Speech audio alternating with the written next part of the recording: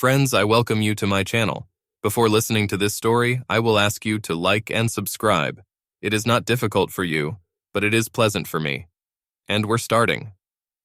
While waiters and dish cleaners bustled around him, hastily removing plates, saucers, cups, glasses, and utensils from the table, as well as adjusting the black table decorations, awkwardly announcing that someone was over 40, Frank Walker sat alone at one end of a long table, at which he and other participants the parties have just finished a sumptuous dinner.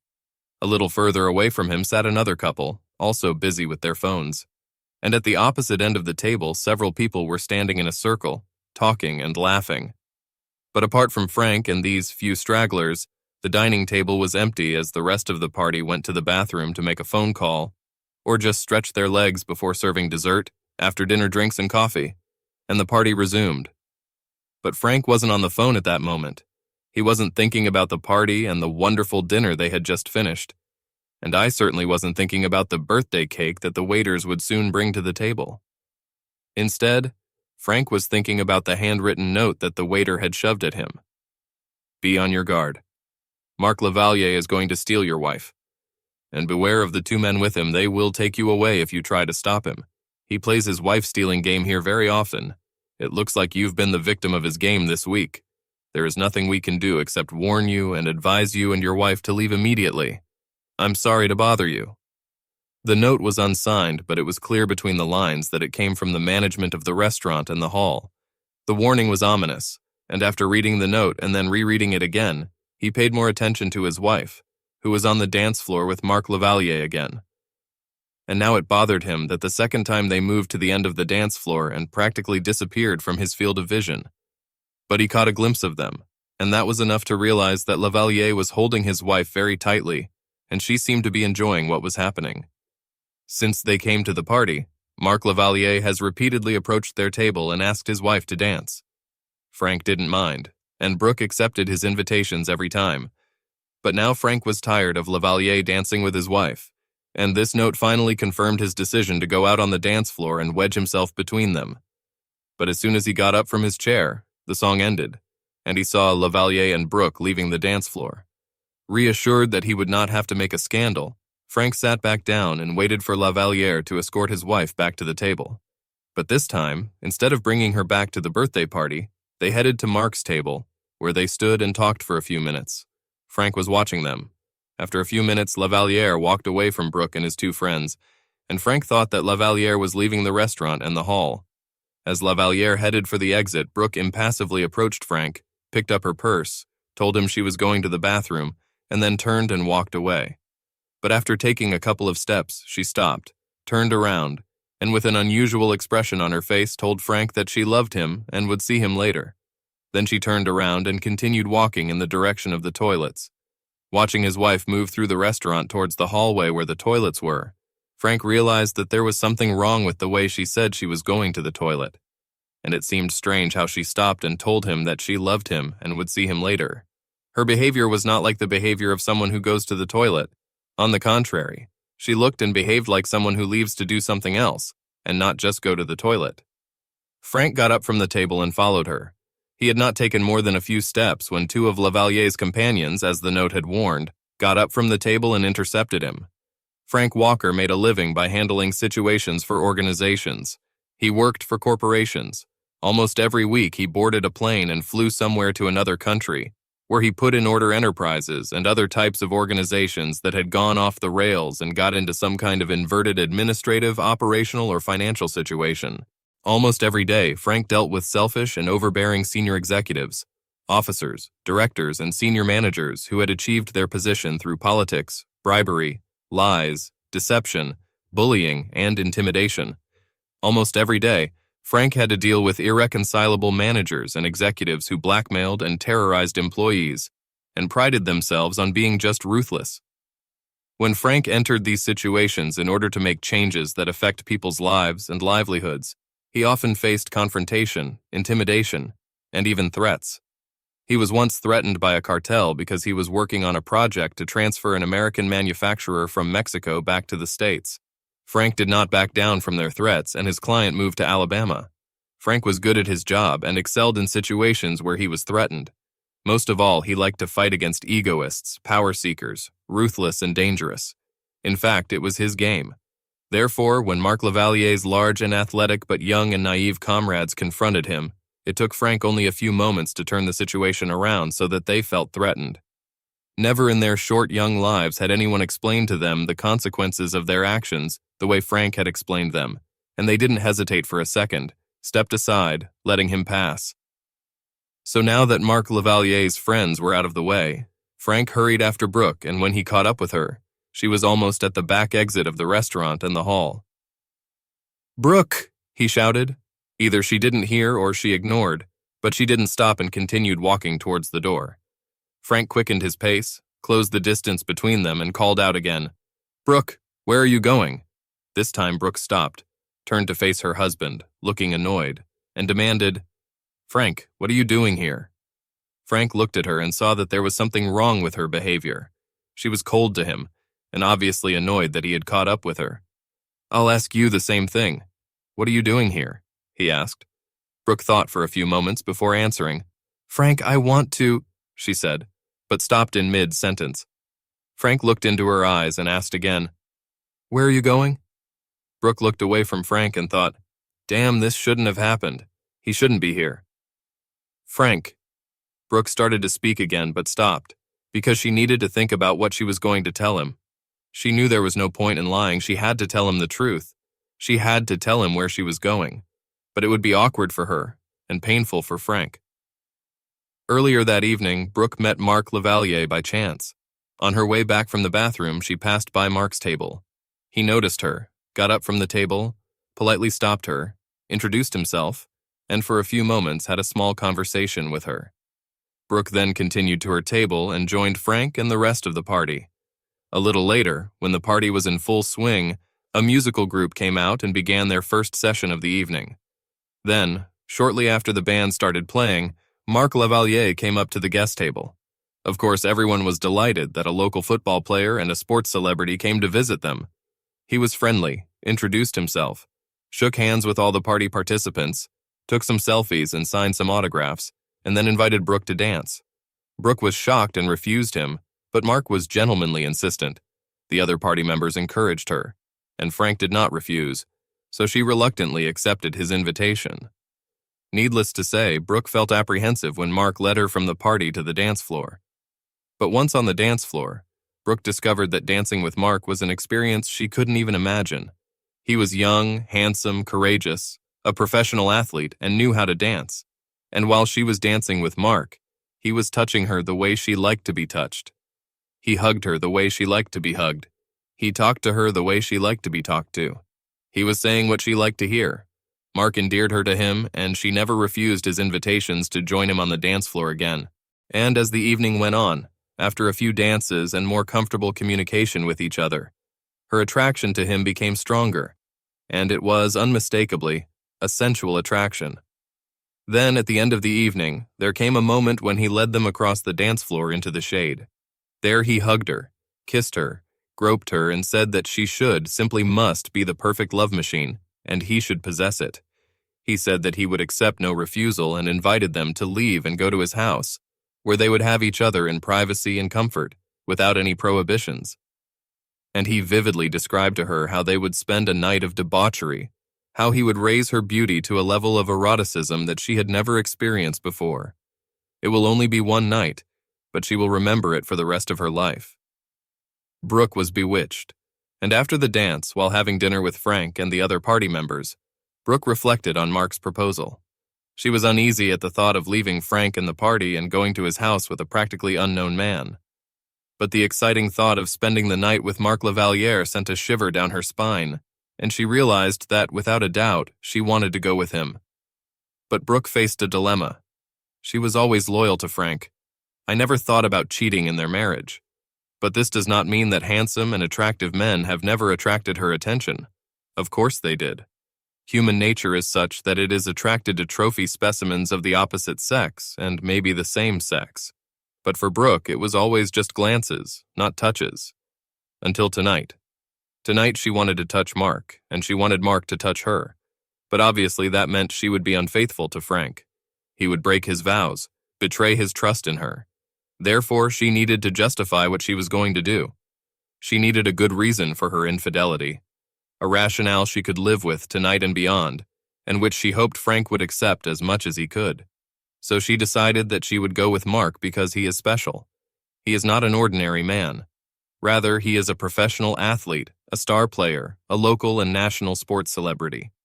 But even more, in Brooke's opinion, he is courteous and gallant. Every time he took her to the dance floor and hugged her, she was smitten by his charm. For Brooke, Mark Lavalier was what women call the ultimate dream. He was the kind of man that women fantasize about. He was written about in romantic novels, and this dream man was offering Brooke the amorous experience of her whole life, and she would be a fool if she didn't agree.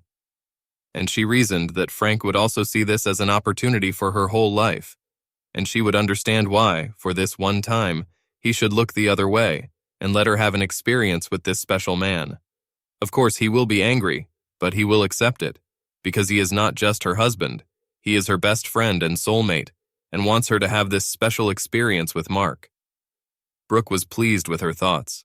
Now she had a plausible reason to live with, and she hoped Frank could live with it too. But honestly, deep inside her mind, Brooke knew that the real reason she went with Mark was because this young, strong, and courageous man had cheekily told her that she belonged to him today, and that he was going to take her home and make love to her all night the night until the next morning. And she decided that she would never give up such an experience, because, she reasoned, besides being married to Frank, she was a woman, and the woman inside her wasn't going to miss the opportunity to have such an exciting experience with Mark Lavalier. So her decision was made, and when the birthday dinner was already over, the group returned to the hall and started a new session. Then, as if on cue, Mark Lavalier came up to the table and asked Brooke to dance again. But this time Frank was visibly annoyed and objected to the fact that he constantly asked his wife to dance. But Brooke evaded her husband's objections and agreed, saying that the orchestra was playing one of her favorite tunes, and this would be their last dance with Mark. And with that, Mark, like a gentleman, thanked Frank for understanding, and then took Brooke by the hand and led her to the dance floor. Back in the dark shadow of the dance floor, Mark asked her if she was ready to leave. She nodded affirmatively, laughed, and said she belonged to him. In response, Mark hugged her, kissed her, slipped his hand under her short cocktail dress, and felt her most intimate part. Of course, Brooke didn't protest and said she was ready for him to take her. They finished the dance, and Mark led her off the dance floor to his table. There, he said he would take his car and pick it up at the back exit, located at the end of the corridor where the toilets were located. He also told her not to worry about her husband, that his teammates would deal with him. They would explain to him where she was going, that it was her choice to leave with him, that she was safe, and that he would bring her home tomorrow. And, he told her, his friends would make sure that her husband did not interfere and certainly did not create any problems. Brooke listened to Mark and believed him. But now she was standing at the back exit and preparing to leave with him, but it was obvious that something had gone wrong with Mark's plan, because her husband was here. He stopped her at the exit and demanded an explanation. "Brooke, I'm waiting. Tell me where you're going," Frank told her. Brooke gathered as much confidence as she could and said, "Frank, I'm going with Mark." "Are you going with Mark Lavalier?" Frank asked, showing no emotion. "Yes, I'm going with Mark. He invited me to go with him to his house," she said. Frank remained calm. "Go to his house with him? Why are you going to his house?" Frank walked around her and stood between Brooke and the door. "Frank, this is too complicated to explain right now. I'll call or text you later and explain exactly what I'm doing, but I have to go now. Mark is waiting for me. Now please let me pass," she said. Frank continued to remain calm. "No, Brooke, I won't let you pass by, and I don't want you to call or text me afterwards. I want you to explain to me what you're going to do right here and now," he said. Brooke groaned. "Oh my God, Frank, please don't make a scandal out of this. Just let me go and I'll explain everything later," she told him. "No, Brooke, I want you to tell me right now what you're going to do," Frank demanded in a raised voice. Upon hearing Frank's demand, Brooke turned to confrontation. "Frank, you're not my boss, so get out of the way and let me pass," she shouted back. "No, Brooke, you're my wife and you're not going anywhere until you tell me what you're going to do," Frank shouted back at her. Realizing that Frank would not let her leave, Brooke realized that she would have to tell him why she was leaving and what she was going to do. So she sighed in nervous frustration and started talking. Frank, I know it's going to sound terrible, and, to be honest, I can't believe I'm doing this, but I'm going home with Mark and I'm going to spend the night with him, and quickly added, but Frank, it's just for today and he's bringing me home tomorrow. Frank didn't immediately react to Brooke's words. It took him a few moments to realize that his wife had just told him that she was going to spend the night with La Valliere. But he gathered his thoughts and angrily replied to her, No, Brooke, you're not spending the night with La Valliere. You're not going to a sleepover party. You want to make love to him, don't you? Be honest with me, Brooke, because that's what you're going to do. Make love to him, right? Frank blurted out. Brooke stared at the floor and was silent. Am I right, Brooke? Frank demanded. Brooke continued to stare at the floor and didn't say anything. Brooke, am I right? He demanded again. Finally, Brooke answered. Yes, Frank, I'm going to make love to Mark, she told him. There was silence in the hallway. Finally, Brooke looked up and saw the puzzled expression on her husband's face. Frank, what are you thinking about? Frank Walker was a man who was not easily surprised and certainly not easily shocked, but what his wife had just told him shocked him to the core. Even after reading the note where he was warned that this would happen, and just for a moment he lost his composure. What am I thinking about? I'll tell you what I'm thinking, Brooke. I think it's just super. It's just incredible. It's just crazy. That's what I'm thinking, he shouted at her. Brooke was stunned by Frank's vulgar and, of course, uncharacteristic outburst. She had never seen Frank show such anger in their entire life together, and she was scared.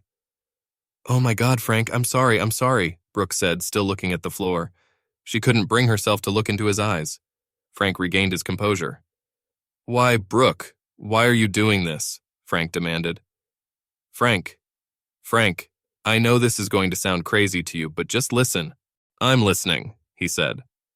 Frank, probably every woman dreams of a romantic experience with a celebrity or with someone rich and famous.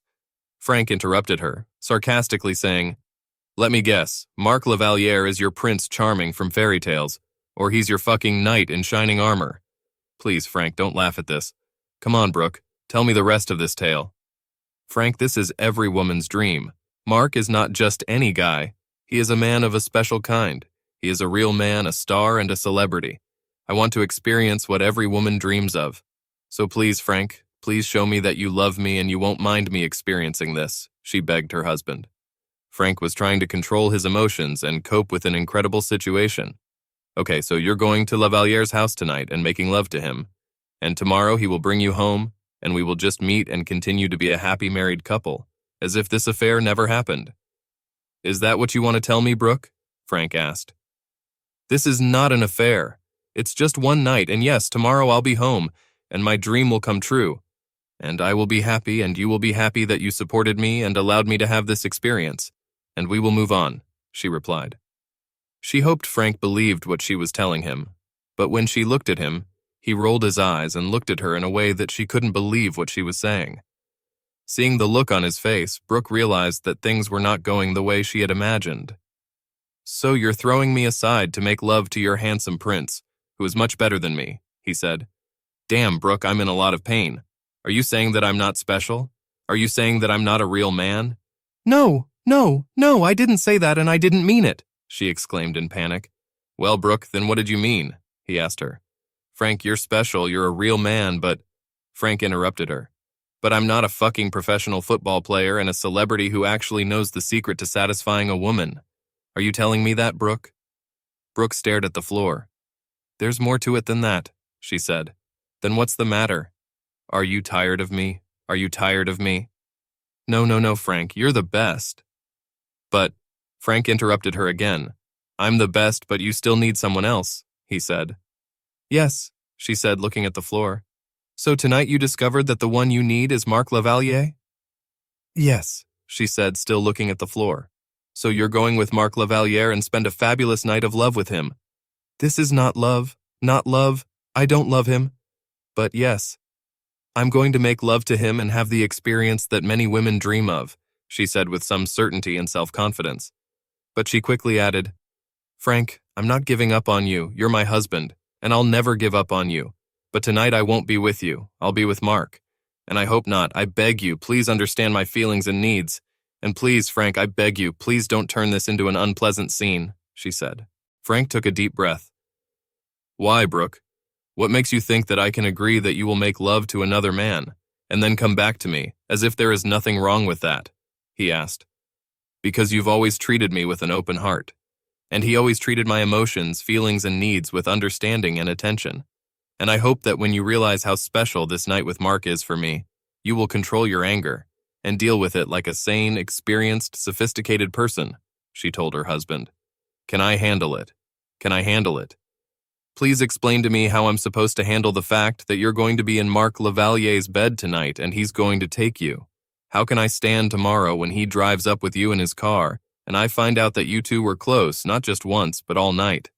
How can I look at you, knowing that you've given yourself to another man? Tell me, how should I feel about all this? He asked. Frank, I can't answer that question. I just hope that you will sort it all out in your mind and we will move on. I know you're mad at me, but can't you understand how important this experience is to me? What is it? She asked. Brooke, you're saying that you hope that I'll just accept your affair with Lavalier, Frank said. This is not an affair. Stop it, she screamed. And no, Frank, I don't want you to just put up with it. I ask you to take into account my feelings and my needs and come to terms with it because you love me. And because you are my best friend, my soulmate, and you want me to have this special experience, an experience that I may never have again. Frank, this is what I want from you, darling, she told him. Frank thought for a few moments about Brooke and what she was asking him to do. He couldn't believe that she actually thought he could stand her bed with Lavalier. And the more he thought about it, the more he realized that she really didn't realize the magnitude of this situation and how it would affect him and their relationship. Obviously, she had a delusional experience caused by an evening of dancing with Lavalier. He needed to disabuse her. Brooke, what is the name of a man whose wife makes love to another man? He asked. Brooke thought for a moment and then answered. Dollhouse. She managed to pronounce the word with difficulty. That's right, Brooke, they call him the cuckold, a man whose wife is being used for pleasure by another man. Well, Brooke, I'm not going to become a puppet master because of you and Mark Lavalier, he said firmly. Brooke looked up at Frank and her eyes filled with tears. So you won't let me do it? No, Brooke, I didn't say that. I didn't say I wouldn't let you go with him. I won't hold you back. You're a grown woman. You're an adult and you can make your own decisions. So whether you do it or not depends not on me, but on you. If that's what you need to do, then go ahead and do it. Go with him. Give yourself to him. Let him possess you. Go and experience a night of love with him. I won't stand in your way. Brooke interrupted him. Frank, I already told you, this is not love. I don't love him. I love you, Frank. It's just making love. I have an attraction to Mark. I have no romantic attraction to him, Brooke shouted. So, in your mind, you shared love and bed. Yes, Frank. I'm going to make love to Mark because he attracts me, but tomorrow I'll come home to you because I love you. You're my husband, my best friend and my soulmate, and because we have so much more in common than just a bed, she told him. Well, Brooke, I'm not going to argue with you about the difference between love and bed, but as I said, I'm not going to stand in your way of making love to Lavalier. Brooke looked at Frank. Does he accept it? She thought to herself. Brooke, if that's what you want to do, then do it, but... Frank paused and thought about what he was going to say to her. But what? What, Frank? She begged him to tell her the rest. Look at me, Brooke. Brooke lifted her head and they looked at each other eye to eye. But before you walk out that door, we're going to end our marriage right here and now. Brooke panicked. Shall we end our marriage? What do you mean, let's end our marriage? Stop it, she screamed. I mean, when you walk out that door, we won't be married anymore. You will no longer be my wife, and I will no longer be your husband. We will take off our rings and renounce our union right here and now. We'll deal with the formalities later, but as far as I understand, our marriage will end before you walk out the door. And before Brooke could say anything, Frank quickly added, and tonight, when Lavalier picks you up, I'm not going to be a doll maker, because you're not going to be my wife, Frank said. Suddenly, Brooke was hysterical. No, I'm not doing this, Frank. I won't do it, Brooke screamed. No? Well, that's settled, Brooke, so what do you want? He asked. I don't know, she said wearily. Nonsense, of course you know what you want. You want to sit on 2 chairs. You want to spend the night in Mark Lavalier's bed and then come home to me, Frank told her. Brooke was crying uncontrollably. You're really serious. You're serious, aren't you? If I go with Mark for at least one night, will you divorce me? Yes, he said quite seriously. Brooke's mood suddenly changed from panicked to angry because she saw her arguments for spending the night with Mark crumble right in front of her eyes. Frank, do my feelings and emotions mean so little to you that you just automatically terminate our marriage because of this and don't even give us a chance to deal with it and move on together? What is it? She asked. Brooke, there's nothing to deal with here. Look, understand? There are things in life that are not negotiable, and making love to my wife with another man is one of them. I'm not going to agree to a deal where you make love to Lavalier, and then you come home and we just move on with our lives like there's nothing special about it. So my feelings, emotions, and needs mean nothing to you, she said sarcastically. Brooke, just a few minutes ago you walked away and dumped me, actually threw me aside, and without any explanation. If I hadn't caught up and stopped you, you'd be in Mark Lavalier's car right now, driving to his house for a night of lovemaking. So obviously my feelings and emotions don't mean much to you. So why should your feelings and emotions mean anything to me? He asked her. The reality of her decision finally struck Brooke. Oh my God, Frank, I'm so sorry, I just didn't think, she exclaimed. Damn it, Brooke. Don't say you didn't think because you did, but I was only thinking about how to undress for Lavalier and all that he was going to do to you. Brooke started crying again. And you certainly didn't think about me and that I was wondering why you left, where you went, and what you were going to do, he told her. Oh God, Frank, please believe me. I wasn't going to leave you without letting you know where I'd gone. When I got to Mark's house, I was going to write to you and explain where I was and what I was doing. Write to me? Write it? Frank asked with a laugh. Are you saying that while you were in bed making love to Lavalier, you were going to write to me? Frank laughed. And what were you going to write? Frank, I'm sorry I left the party, but I went to Mark Lavalier's house. He and I are going to have a bed tonight, so I want to be at home. Good night and see you tomorrow, Frank told her sarcastically. It's cruel, Brooke said. Is it cruel? Brooke, it's cruel and shocking that you made the instant decision to leave me, your husband, best friend, and soulmate, to spend the night with the man you just met, Frank told her. Brooke started crying. And what's really cruel is that you expected me to put up with it. As if there's nothing wrong with that. That's what's cruel, Brooke, Frank exclaimed. I'm so sorry, Frank. Sorry, I just didn't think about it, she said. Well, Brooke, it doesn't matter what you were thinking or not thinking right now. And it doesn't matter what you wrote or didn't write, because I caught up with you before you walked out the door, and now I know your intentions. And now you know my intentions. None of us need to guess anymore. Now we just need to get to the point. Brooke looked at Frank with a questioning expression on her face. And what is it? What is the essence of the matter? What is it? She asked. Brooke, the gist of the matter is this. Here's the door, and Lavalier is waiting for you outside. I imagine he's starting to lose his patience.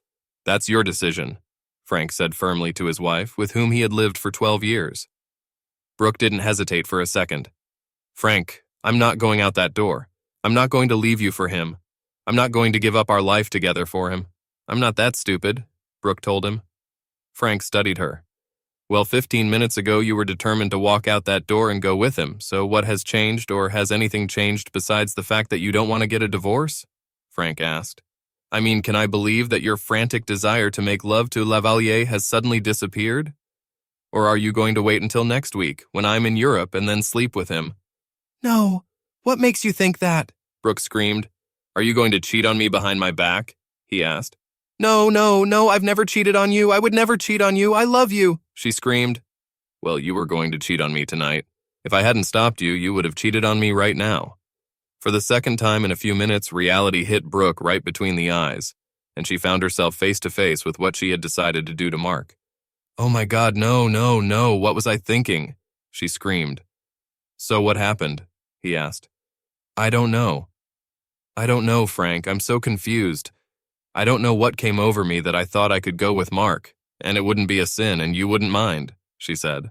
Frank was listening to her, but she could see that he had a skeptical expression on his face. She had to tell him all this. Honestly, Frank, I don't know what came over me. It all started from the moment Mark came up to our table and asked me to dance. Pulling me onto the dance floor, he attacked me so quickly and so audaciously. He kept telling me how much he wanted me and how much I would like to sleep with him. Then he started hugging me tightly, then kissing me. Then he started groping me, and Frank, I didn't stop him. I didn't stop him. I didn't stop him, she said, crying. So you encouraged him, Frank said. Yes, yes, I encouraged him. I'm so sorry, Frank, she cried. Then I convinced myself that going with him was the right thing to do. And then I convinced myself that you would understand and wouldn't mind if I went with him. All I can say is that I realized that I messed up a lot, and I'm really sorry. I'm so sorry, she cried. Frank listened to Brooke and at the same time thought about the note the waiter had given him. Frank reached into his pocket and took it out. Here, read this, he said. Brooke took the note, read it, and then looked at Frank. Where did you get it? Is she real? The waiter slipped it to me during dinner, he told her. Is this just a game he's playing? Brooke asked. That's what it says here. Brooke was incredulous after reading the note. I can't believe it, I just can't believe it, she said. Brooke, can you believe it? He picked you out of the crowd and actually seduced you. He manipulated you and tricked you, Frank said. Brooke continued to read the note over and over again. Is what he was doing to me just a game? Yes. Is everything he told me just a game? Yes, Brooke. It's just a game he's playing. Brooke was destroyed. It was beginning to dawn on her that she was just a prize for this week's game, a trophy female specimen to satisfy Lavaliere's appetite for married women. Last week it could have been a woman named Debbie. The next one is a woman named Sandy. But this week it's Brooke. It was she who took the bait and fell for Mark's game. And she had a sickening feeling when she realized that she had jeopardized her marriage. Frank, I'm sick, she said, and turned and ran from him to the bathroom. She vomited several times and then went to the sink to wash her hands and face. When she looked at herself in the mirror, she saw that she was in a complete mess, just like the whole damn evening. Brooke came out of the bathroom and saw that Frank was still standing in front of the exit. She rushed to him and hugged him. Oh my God, Frank, I'm so sorry. I'm so sorry. Forgive me for being so stupid and trusting, she begged through tears. Frank looked at her and then said, Brooke, Lavaliere took you by surprise. Then he seduced you to such an extent that you believed that you could make love to him, and there would be no consequences, that I wouldn't mind if you made love to him for one night. But now you've found out the opposite. Now you know. So promise me that we will never be in this situation again. Oh my God, Frank. I promise you that after all this, I will never let a man near me again, she said. Frank looked at her for a few moments and then said, Okay, and when we go out like tonight, I'll try to help you keep that promise. I should have intervened before Lavaliere brought you to this state, but I didn't do it, so it's my fault as well as yours. And it's also Lavaliere's fault, because he shouldn't have been looking for and seducing married women. So, Brooke, I forgive you and myself, but I don't forgive Lavaliere, and I'll deal with him later. Oh my God, Frank, thank you for understanding. But Frank, please, just forget Mark. We'll never see him again, and he's not worth the trouble you might face, she said. After that remark, Frank looked at Brooke and thought it was strange that she didn't want Mark to experience any consequences. In the end, Lavaliere almost robbed Brooke of her marriage. Why wouldn't she want him to feel some discomfort for trapping her in his game? I'll think about it, he told her. Then Frank asked, Don't you want to go back to the party? No, Frank, let's go home. Are you sure? Yes, please, let's just go home, Brooke exclaimed. Frank and Brooke walked back down the hall and entered the restaurant. On the way to the door, Frank noticed that two of Lavaliere's teammates were still sitting. They were watching him and Brooke. Brooke, wait here. I need to talk to Lavaliere's friends. Frank, please drop it. We don't need any more trouble, Brooke told Frank. No, Brooke, I'm not going to leave it like that. And with that, Frank left Brooke standing alone and walked over to Lavaliere's teammates. Sir, we don't want any problems, one of the teammates said. Okay, then do what I tell you. Tell your friend Lavaliere that he lost the game today. Tell him he's a loser. Tell them that Frank Walker is going to spread the word around the world that Mark Lavaliere is a loser. Both of Lavaliere's teammates stared at Frank with stunned expressions. Sir, we can't tell him that. He'll kill us both. Gentlemen, do you want to deal with me or him? Frank asked them. Sir, we don't want any problems with you. Good choice. Now one of you will pick up the phone and tell him what I said. Do it now. And tell him that when I walk out that door, it's better not to shine anywhere. One of the men picked up the phone, dialed Lavaliere's number, and told him what Frank had said. Frank couldn't hear the conversation. but he realized that Lavaliere was beside himself with anger because his friend had told him not to do anything stupid. And then the call stopped. "What did he say?" Frank asked. "He said he would kill you." "All right," Frank replied. And with that, Frank left 2 teammates, picked up Brooke, and they left the restaurant and the gym. On the street, Frank gave the parking ticket to the valet, and then they, along with several other couples, waited for their car to be brought around. While they were waiting, an SUV roared up to them, braked in front of them, and the passenger side window rolled down. Mark Lavaliere was sitting inside the SUV, furious. "Come on, Brooke, you said you wanted to come with me, so come on, get in the car," Mark shouted. "She's not going with you, Lavaliere," Frank told him. "I'm not talking to you, old man," Mark shouted back at Frank. "Come on, Brooke, let's go." "No, Mark, I can't go with you tonight," Brooke told him. "Brooke, come here and get in the car. Let's go now," Brooke shouted. "Lavaliere, she's not going with you. You've lost the game. You're a loser. Now get out of here, loser, and leave us alone," Frank told Mark. Being told that he was a loser in the presence of a group of people who were most likely his fans instantly infuriated Mark. "I'll show you who the loser is, you piece of shit," Mark shouted, getting out of his SUV. Frank asked the people waiting for their cars to move away because the situation could become dangerous. Then he moved to the front of the SUV on the driver's side, where he collided with Lavaliere, who was brandishing a large semi-automatic pistol. Lavaliere was beside himself with rage. He lost Brooke, and now he's been publicly humiliated. Frank studied Lavaliere, and his behavior reminded him of the scene in the Masai Mara in Kenya, when he watched a lion and hyenas fight over lion prey. Like that lion, Lavaliere stalked Brooke for several hours, and then took over her body, mind, and soul. She belonged to him, and he was going to take her to his house to devour her for his pleasure. But before that happened, Frank intervened and snatched it from him. Now Lavaliere, like a lion, had only one thing on his mind, to get her back, and he didn't care what he had to do it, even if it meant killing Frank Walker. "Brooke will come with me, and if you try to stop her, I'll kill you," Lavaliere shouted. Frank had retreated a few steps and was now standing no more than 3 meters away from Mark. His hands were raised, palms up, and fingers extended in a non-aggressive, non-escalating, but self-defensive manner. "Put the gun down," Frank said. "Bullshit, old man. You ruined my game and I'm going to kill you." "Put the gun down before you get into more trouble," Frank said in a calm, firm voice. "I'll show you who's in trouble, old man. I'm going to kill you and then I'm going to use your wife," Mark shouted and pointed the gun at Frank. Lavaliere was so engrossed in his rant and rage that he did not notice how Frank lowered his right hand and put it in his pants pocket. In this pocket, Frank carried a Sig Sauer micro-compact semi-automatic pistol. It was loaded with 8.9mm critical defense cartridges.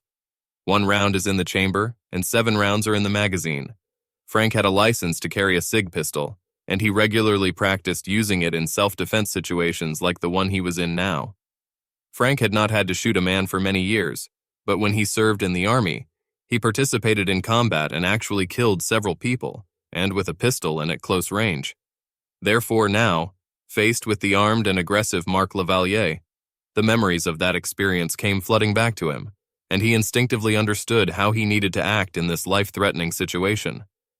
Therefore, putting his hand in his pocket and pulling out a gun, Frank decided that he would stop this confrontation now, and he decided that he would shoot Lavaliere. His rage, death threats, pointing guns, and proximity to Frank created a situation that justified the decision to shoot to kill. Having made this decision, Frank muffled Lavaliere's rants and rage for himself. He calmed down and controlled his breathing. He concentrated on what he had to do, smoothly take the pistol out of his pocket, raise it to the firing position, aim at Lavaliere, and quickly fire 2 accurate shots. All the movements of the gun had to be precise, and the whole process had to be completed in less than 3 seconds. Otherwise, Lavaliere would most likely return fire, and then they would be involved in a firefight, which Frank wanted to avoid. Frank focused on Lavaliere and took a pistol out of his pocket. It was a smooth extraction, exactly what he needed. But just as he was raising the pistol to the firing position, 3 quick shots rang out from behind Frank's right back. At the same moment, Frank saw Lavaliere's body shudder from the bullets, and then he saw Lavaliere collapse to the ground. Recovering from the unexpected shots, Frank thought, "What the hell?" And turning around, he saw that the shooter was still aiming his pistol at Mark's body lying on the ground. Frank quickly pulled himself together and turned to the shooter. "I think you made it. You can put the gun down," Frank said. "He was going to kill you," the shooter said, lowering the gun to her side. "Yes, that's what he said," Frank replied and asked, "Who are you?" "I'm an off-duty policeman and I work here as a security guard," the shooter told him as they quickly approached Lavalier. "Oh, well, I'm glad you're here," Frank said. "Yes, I'm glad I'm here too," she said. Frank and the security officer knelt down next to Lavalier, who was alive and conscious but moaning in pain from 3 gunshot wounds. "What happened?" Mark moaned. "You were shot at." "Lie still," Frank told him. "Was I shot at?" "Yes, you were shot," Frank said. "Who shot at me?" "I shot you, Mark," the officer told him. Mark looked at the officer. "Marjorie?" "Yes, Mark," she said. "Oh, damn it, Marjorie, why did you shoot me?" Lavalier asked breathlessly. "Because you were going to kill this man," Marjorie told him. Mark was breathing heavily and losing blood. "Oh God, I'm in so much pain. Please help me." "I called the paramedics. They're on their way. Don't move and hold on," Marjorie told him. Lavalier was breathing heavily. "I wasn't going to kill him. It's just a game," Mark said, catching his breath. "Pointing a gun and threatening a man is not a game," Marjorie told him. "Marjorie, you know this is a game," he told her in a weak voice. "Mark, how many times have I told you that your game will lead to you being killed?" she said in response. "I know, but it's just a game, it's just a game. I was just playing a game," he panted. "Oh my God, I'm so cold. Why am I so cold?" Then he looked at Frank and said, "Please, sir, I'm so thirsty. Please get me some water." Frank turned around and shouted to the audience to bring water for Lavalier. Lavalier was bleeding rapidly, and Frank knew that even if the paramedics had arrived right now, there was nothing they could have done to save him because he had already lost too much blood. For a few more moments, Lavalier continued to beg for help, but then he fell silent. He was unconscious from blood loss. Then, after a few more minutes, his breathing stopped. Frank checked for a pulse, checked again, but there was none. He was gone. Mark Lavalier is dead. It was well after 11:30 a.m. when the police allowed Frank and Brooke to leave the restaurant in the hall. They and other witnesses to the collision and shooting were questioned by police, detectives, special investigators, internal affairs officers, and even an assistant district attorney. Frank and Brooke testified about their contacts and involvement in Mark Lavalier's cases. And Frank made a separate statement in which he supported the decision of an off-duty policeman to shoot Lavalier, and officially stated that she had saved his life.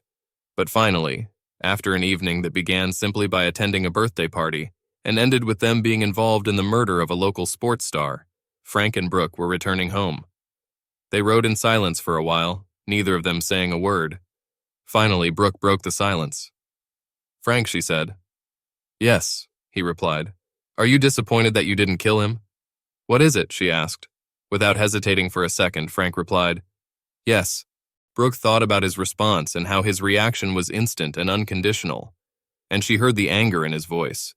Frank was denied satisfaction, and he was angry that the situation with Lavalier ended with the murder being committed by a security officer.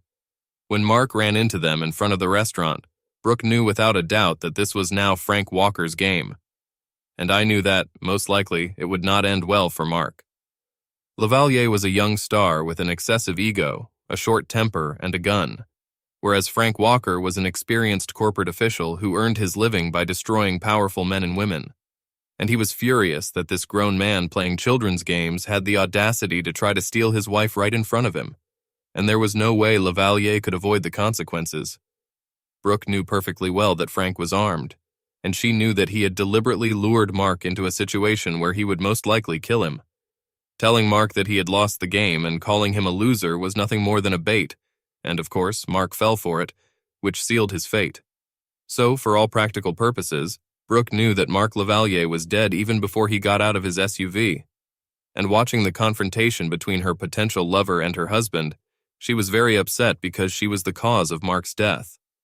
If he hadn't chosen her, and if she hadn't agreed to go with him, he would still be alive.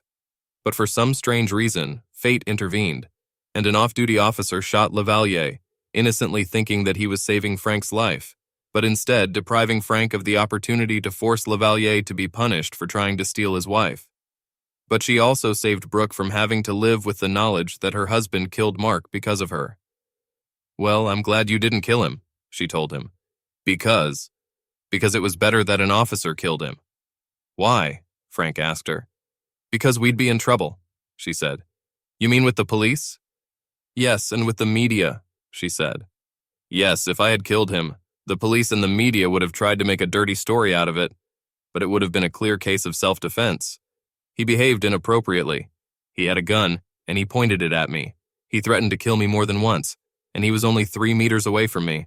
So it would be a justified situation, self-defense, shooting to kill, whether the police and the media like it or not," he told her. "Yes, but the media would ask questions and analyze why you killed him and not injured him," she replied. "Of course, it's their job to ask questions, make guesses, and express critical opinions, but the fact is that he was armed with a deadly weapon and could have killed me even if he had been wounded. Therefore, for my own protection, self-defense, I would have no choice but to take a stopping blow," he replied. "Oh," she said, thinking about what he had said to her. "It will still be unpleasant in the media even if I didn't kill him. They'll put some of the blame on me," Frank told her. "And they'll put it on me," she said. "Yes, they will. So be prepared for the fact that they will come for us. Our lawyer will help you up to a certain point, but only up to a certain point. You can be sure that the media will twist everything so that he was killed because of you and me. There may be lawsuits and counterclaims, but don't worry, we'll handle it, and we will come out victorious. Because after all, he seduced you, attacked us, and threatened me. So we're the victims," Frank told her.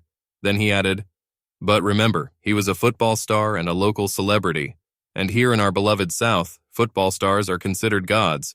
So according to the media, he is not guilty of anything. So just understand that over the next few days, all we're going to see and hear in the media is that poor Marc Lavalier is dead. It will be reported that he danced with a woman, and her jealous husband created a situation as a result of which he was killed by a guard. But eventually, the real story of Marc Lavalier will come out, and the media will calm down, because they won't be interested in telling a story about a sports hero who was fond of picking up married women and taking them to his house for the night. That's what I want. I want it all to just disappear," she said. "It's going to happen eventually," Frank said. They drove in silence for a few more minutes, and then Frank asked, "Are you disappointed that you didn't go and spend the night with him?" Brooke was surprised and stunned by Frank's question. She glanced at him. "How dare you ask that?" and started to say something, but then paused, thinking for a few moments how to answer his question. Then, in an expressive voice, she said, "No, dear, of course not." It was a lie that Frank expected to hear. A simple no would have been enough and plausible, but the long pause and dear combined with of course not were too serious and confirmed what he suspected, namely that she was thinking about losing her fabulous experience and wanted to hide her disappointment from him. But the look she gave him, her voice, and her choice of words gave her away. But Frank wasn't surprised because he knew that Lavalier had awakened in Brooke the idea that she was more than a wife, that she was a woman, and that it was her right to make love to a man who wasn't her husband. As they danced, Lavalier talked to Brooke about things that usually remain unsaid even between husband and wife. Brooke listened, and what he said excited her imagination. And Lavalier convinced her that the ideal way to experience these unspeakable things is with a partner with whom she can be completely free, open, and uninhibited. A partner with whom she has no emotional ties. A partner who knows the ways of debauchery and guides her in exploring the erotic side of her beauty. So the seed of infidelity had been sown, and Frank knew it. He knew that she was now open to making love to other men, although she had previously promised that she would never let a man near her again. It was just a roundabout maneuver to get out of the situation she found herself in. When Frank prevented her from leaving with Lavalier, he heard it in her voice and saw it in her actions. Her behavior screamed, "I want to experience making love with another man." She just didn't want to pay for it today. But this is today. Knowing all this, Frank realized that he would never be able to trust her again. And as they drove home, he wondered if he could live with distrust of her and accept that one day she would have the opportunity to go with another man, and Brooke would most likely take advantage of this opportunity.